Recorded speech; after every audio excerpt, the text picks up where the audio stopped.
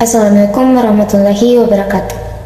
Praise to God, let us always offer up a sense of worship and praise to Allah Subhanahu wa Ta'ala, who gave His mercy and grace to us so that we can all get together in a healthy state without lacking nothing. Blessings and greetings always be devoted to the Prophet Muhammad SAW. Are we waiting for his intercession on the day of judgment? Good morning everyone, welcome to today's presentation. I'm Ulfa and I'll be the moderator. Before we begin, I would like to introduce you the presenters. Our presenters for today is from Tende Amelia. Today she will present about the language teaching in the 20th century.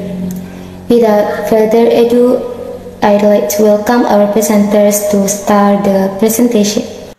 Thanks to the moderator for the opportunity had been given to get started in the material. Okay, the subject was the language teaching in the 20th century. The learning of foreign language began when the Romans learned Greek as their second language before the 19th century. Since then, Europeans had begun to learn foreign language and to think of methods for teaching the new language.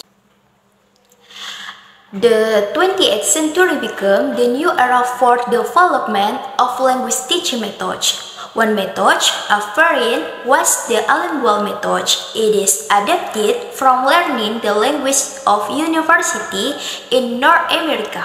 After this method comes various other methods such as Selingway, situational language teaching, total physical response, communicative language, and so forth.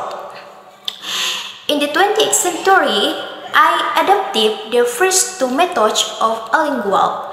This method provides mass practice and prioritizes repetition, such as students listening to the reading, they heard again, and then understanding the reading. By listening to literature, time for language lesson can be cut short. The second method is communicative language. This language teaching method emphasizes communication, and this method students are focused on learning language by carrying out social interaction such as conversation, presentation, and discussion. Changes that take place from the past to the present on how language or methods used to teach learners their language have given new understanding and a chance to the need for their language skill, such as current speaking skill, being the primary purpose for learners to communicate it, than in the past that only prioritizes reading skill. Hence, there was a need for a theoretical method of language learning as well as the nature of the language and the learning of the language. That was the material I presented on the language interaction in the 20th century. Next, I'll hand it over to the moderator. Okay, ladies and gentlemen, finally now we come to the end part of our presentation. I would like to say thank you to Tende Amelia for the great presentation and to the audiences for their active participation. Thank you for your attention and have a great day.